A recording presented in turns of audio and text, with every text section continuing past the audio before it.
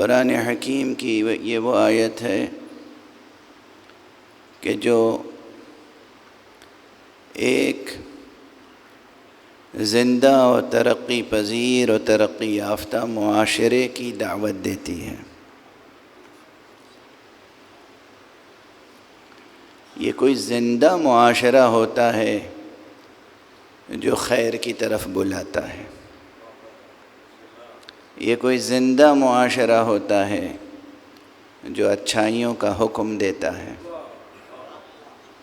یہ کوئی زندہ معاشرہ ہوتا ہے جو برائیوں سے روکتا ہے۔ جن معاشروں میں یہ صفتیں نہیں ہوتی وہی معاشرے زوال پذیر، زوال آمادہ، بلکہ زوال کا شکار ہو جاتے ہیں اور قعر پستی میں پہنچ جاتے ہیں، جنہیں مردہ معاشرہ کہا جا سکتا ہے۔ کیونکہ زندگی، خود زندگی، یہ جو میں عرض کر رہا ہوں کہ وہ معاشرے زندہ ہوتے ہیں جو خیر کی طرف اور نیکی کی طرف بلائیں، جسے حیات کہتے ہیں نا، حیات، زندگی۔ زندگی کی فطرت اور زندگی کی خصوصیت یہ ہے کہ وہ اچھائی کو اختیار کرتی ہے، برائی کو رد کرتی ہے۔ آپ پورے عالم فطرت کو دیکھ لیجئے، اس عالم کائنات میں، اس عالم فطرت میں زمین کی خصوصیتیں دیکھیے، درختوں کی خصوصیتیں دیکھیے، حیوانات کی خصوصیتیں دیکھیے، آپ اپنے جسم کی خصوصیت دیکھیے۔ جو چیز جسم کے لیے مفید ہے وہ جسم جذب کرتا ہے، جو چیز اس جسم کے لیے مفید نہیں ہے وہ جسم دفع کرتا ہے۔ جب تک یہ زندہ ہے، اگر یہ جسم زندہ ہے تو اس میں یہ عمل ہوتا رہے گا۔ جو چیز جسم کے لیے مفید ہے وہ جسم قبول کرے گا، جذب کرے گا۔ جو چیز جسم کے لیے مفید نہیں ہے وہ جسم نہ قبول کرے گا نہ جذب کرے گا، دفع کرے گا۔ ایک صحت مند انسان دسترخوان پہ بیٹھا ہوا ہے، اگر وہ صحت مند ہے تو یقیناً اس کا دل اسی چیز کے لیے چاہے گا جس کی اس وقت اسے ضرورت ہے، اور جس چیز کی ضرورت نہیں ہے، جو چیز معلوم ہے کہ یہ اس وقت جسم میں جائے گی تو نقصان پہنچائے گی، طبیعت ہی نہیں گوارا کرے گی کہ وہ چیز تناول کرے۔ اگر انسان صحت مند ہے، اگر اس کا ذہن صحت مند ہے، اگر ذوق اس کا سلیم ہے، تو زندگی کی خصوصیت یہ ہے، اصل حیات کی کیریکٹرسٹک یہ ہے کہ وہ مفید اور اچھی چیزوں کو قبول کرتی ہے اور غیر مفید اور مضر چیزوں کو دفع کرتی ہے۔ جو زندگی کی خصوصیت ہے اسی کو قرآن مجید نے اور اسلامی تہذیب نے ایک زندہ معاشرے کے لیے ضروری قرار دے دیا۔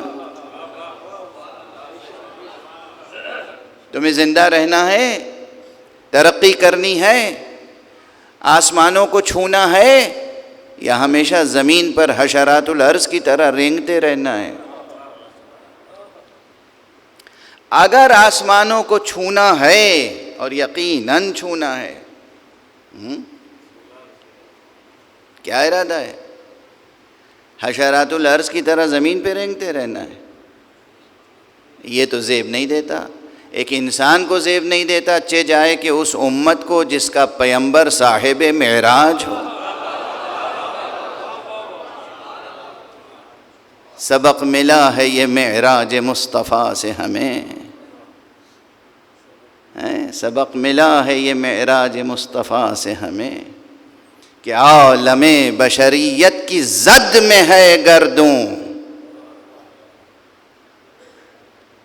آپ کو آسمانوں تک پہنچنا ہے، دونوں حیثیت سے، دونوں حیثیتوں سے۔ ایک تو یہ ظاہری حیثیت ہے جو آپ دیکھ رہے ہیں، یہ زمین آپ کے پاؤں کے نیچے ہے، یہ آسمان آپ کے سر کے اوپر ہے، ایک تو یہ زمین و آسمان ہے، ایک عالم آپ کے اندر چھپا ہوا ہے. آپ کے اندر بھی ایک زمین ہے اور وہ بھی بہت تہدار ہے، اور آپ کے اندر 7 آسمان ہیں. تو اندر کا جو آپ کا وجود ہے اسے بھی زمین سے چسپاں نہیں رہنا ہے، آسمانوں تک بلند ہونا ہے.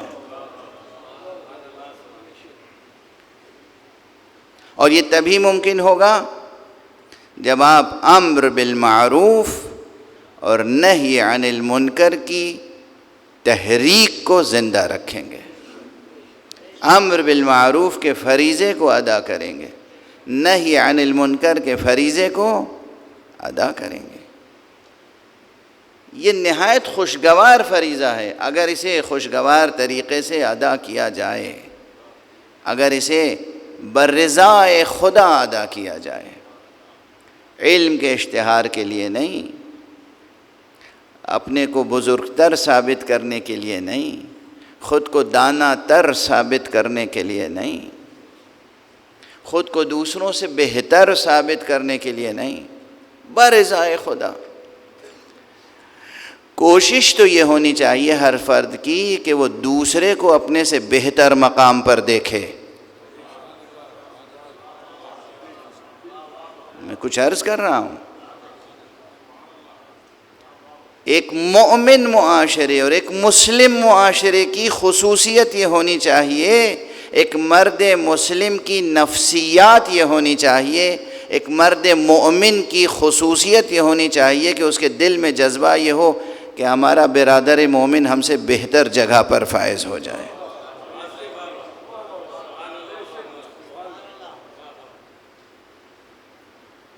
اب لفظیں بدل دوں، اگر واقعی کوئی آئیڈیل پیرنٹس ہوں، گڈ پیرنٹس ہوں، اچھے والدین ہوں، تو ان کی کیا خواہش ہوتی ہے کہ ان کا بچہ ان سے بہتر سطح زندگی پر فائز ہو جائے.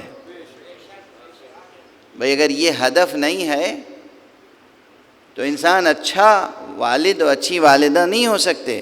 کیوں؟ یہ میرا جملہ نہیں ہے، میں کسی ماہر تعلیم کا جملہ دہرا رہا ہوں، بلکہ میں عرض کر دوں کہ کس کا جملہ ہے.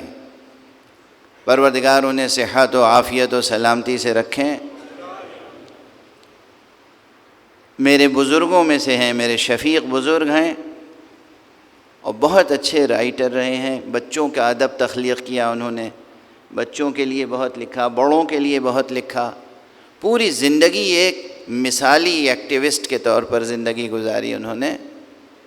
اور ہم میں سے ہیں، آپ میں سے ہیں جناب سید غلام حیدر صاحب نقوی، دہلی میں تشریف فرما ہیں، اچھے ادیب، اچھے قلمکار اور اچھے بچوں کی فکر رکھنے والے، معاشرے کی فکر رکھنے والے.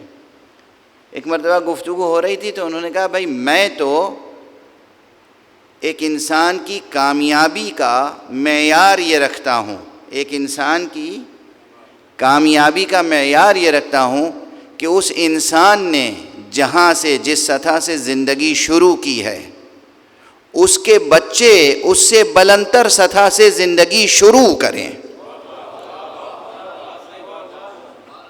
اگر اس کے بچوں نے بھی اسی سطح سے زندگی شروع کی جس سطح سے اس نے شروع کی تھی تو اس نے اپنی زندگی ضائع کر دی، کوئی ترقی نہیں کی. کیا خوبصورت بات ہے، کیا بہترین بات ہے. جس طریقے سے ہر والدین کے دل میں یہ جذبہ ہونا چاہیے، ہاں یہ ہوتی ہے بڑی شخصیت. جس طرح آپ کے سینے میں یہ جذبہ ہونا چاہیے کہ آپ کی اولاد آپ سے بہتر جگہ پر پہنچے. اگر یہی پیدرانہ شفقت کا جذبہ دوسرے تمام فرزندان ملت کے لیے پیدا ہو جائے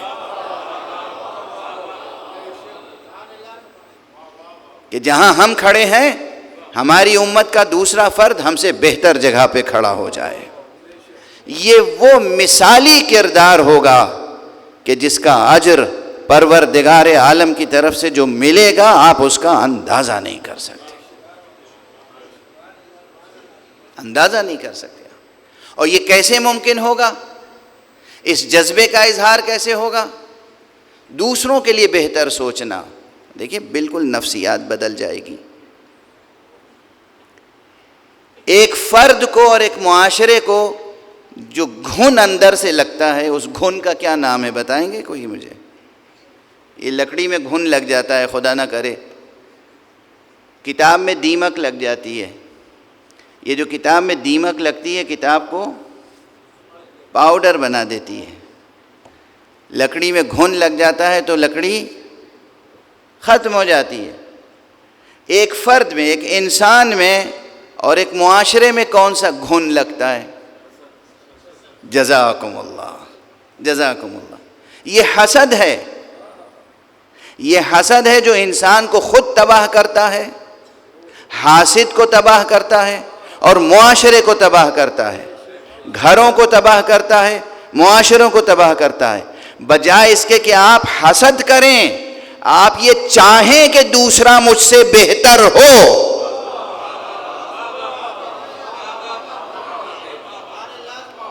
پھر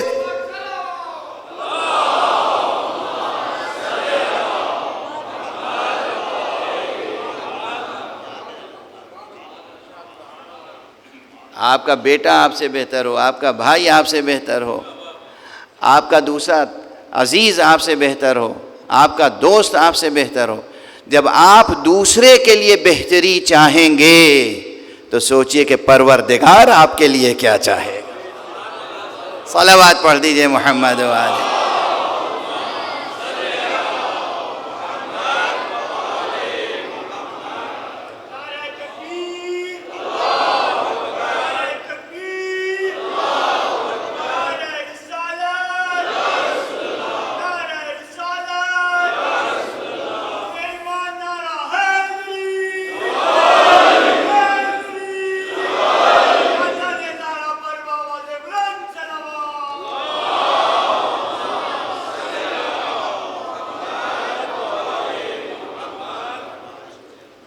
اگر ایسی نفسیات پیدا ہو جائیں، اور جس کے نمونے ہیں ہمارے پاس، جس کی مثالیں ہیں ہمارے پاس.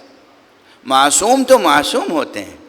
معصوم نے جو اپنے اصحاب تربیت کیے، جو اپنے اہل بیت تربیت کیے، اس میں یہ مثالیں ملتی ہیں. ابھی میں ان مثالوں کی طرف نہیں جاؤں گا، لیکن کچھ مطالب اور عرض کروں گا کہ یہ جو تحریک ہے، یہ جو فریضہ ہے جسے کہتے ہیں امر بالمعروف اور نہی عن المنکر، یہ اہم ترین فرائض میں سے ہے. اہم ترین فرائض میں سے ہے. اور دیکھیے جب ہم اہم ترین کہتے ہیں کسی چیز کو، تو یہ یاد رکھیے کہ ایسی چیزیں عموماً یہ نسبی اور اضافی ریلیٹیو ہوتی ہیں. ایک زاویہ نظر سے دیکھیں گے تو یہ چیز سب سے اہم ہے، دوسرے زاویے سے دیکھیں گے کوئی دوسری چیز سب سے زیادہ اہم نظر آئے گی. یہ ریلیٹیو ہوتی ہیں. تو اس کی ریلیٹیوٹی اپنی جگہ محفوظ، لیکن بہرحال یہ ان چند اہم ترین فرائض میں سے ہیں جو اللہ سبحانہ و تعالی نے فرض قرار دیا ہے، واجب قرار دیا ہے. اللہ نے کوئی ایسی چیز واجب قرار نہیں دی ہے جس کی آپ کو ضرورت نہ ہو.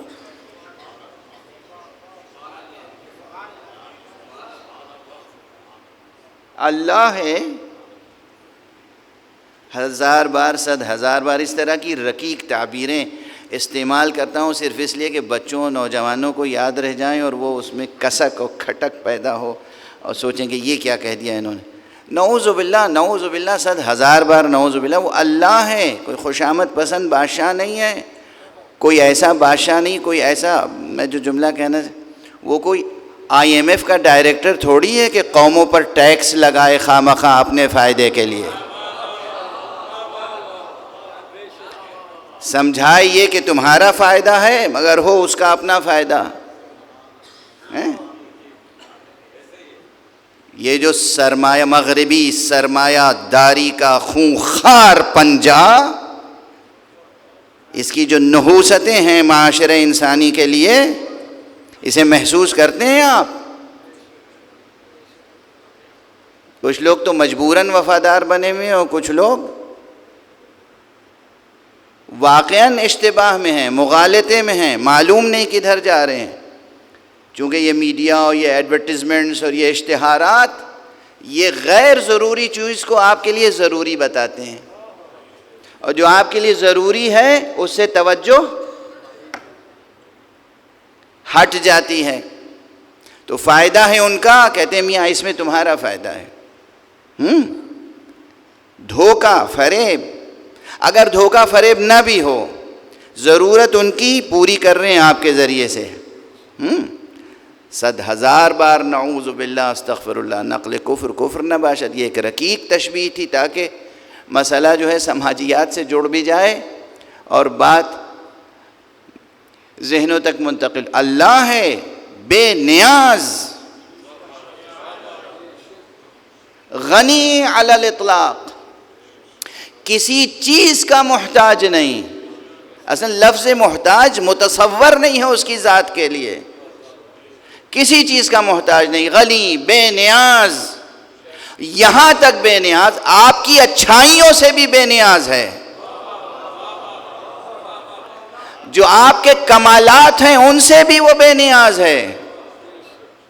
جہاں مخلوقات کے کمالات کی حد ختم ہوتی ہے وہاں سے اس کے کمالات کا آغاز ہوتا ہے۔ وہ خالق ہے، اس کے صفات الگ ہیں، الفاظ صرف مشترک ہیں، الفاظ مشترک ہیں ورنہ کوئی شے مشترک نہیں ہے۔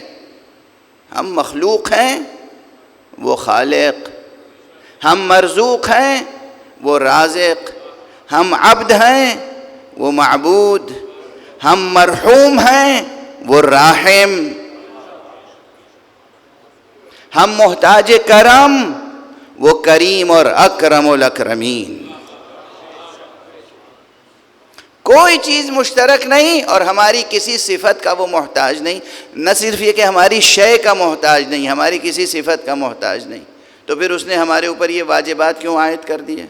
نماز پڑھو واجب ہے، روزہ رکھو واجب ہے، حج کرنے کو جاؤ واجب ہے، امر بالمعروف کرو واجب ہے، نہی عن المنکر کرو واجب ہے۔ یہ سب ہماری اپنی ضرورتیں ہیں۔ یہ بالکل ایسا ہی ہے، اب مثال ہی دیتا رہوں۔ چھوٹا بچہ وہ جانتے ہی نہیں اس کے لیے کیا بہتر ہے کیا بہتر نہیں ہے، اور جب وہ اسکول جاتا ہے تو اسکول والے بہت سی چیزیں کہتے ہیں کہ یہ ضرور کر کے آنا ہو، یہ ضرور کر کے آنا ہو، یہ ضرور کر کے آنا ہو، ایسا لباس پہننا اور ایسی شرٹ پہننا اور ایسی پینٹ پہننا اور ایسی بیلٹ لگانا اور ایسا ایک ایک چیز۔ اور اسی طرح ماں باپ کی طرف سے الگ اس بچے کے اوپر تاکید ہوتی ہے یہ کرو یہ نہ کرو، حالانکہ ماں باپ کو کچھ نہیں اس سے حاصل ہے۔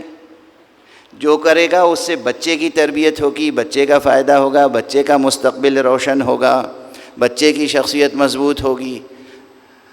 اب یہ مثال ادھوری ہے، کوئی مثال اللہ کی شان میں پوری نہیں اترتی مخلوقات کی، چونکہ اب وہ زمانہ گیا جب تعلیم جو تھی عبادت سمجھ کے دی جاتی تھی، اب تو تعلیم تجارت ہو گئی ہے۔